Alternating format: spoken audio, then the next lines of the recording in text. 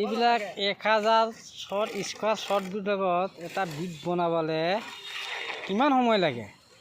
বেছিতকৈ বেছি 4 ঘণ্টা সময় লাগে। ইয়াৰ সময়ত সিহঁতৰ দিনটো লাগিলে 3টা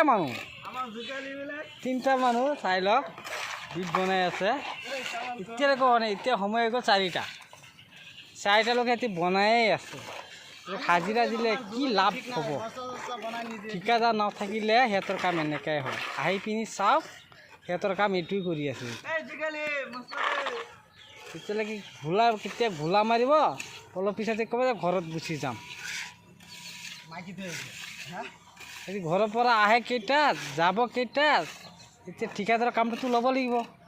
পইচাটোতো মই সপ্তাহে দিব লাগিব হয় সিহঁতক। 1200 টাকা দিয়ে আমাক গোটেই দিন কাম কৰিলে। কাম পালে দিব ঠিকাদাৰক। অকল ভিডিঅ' বনাব।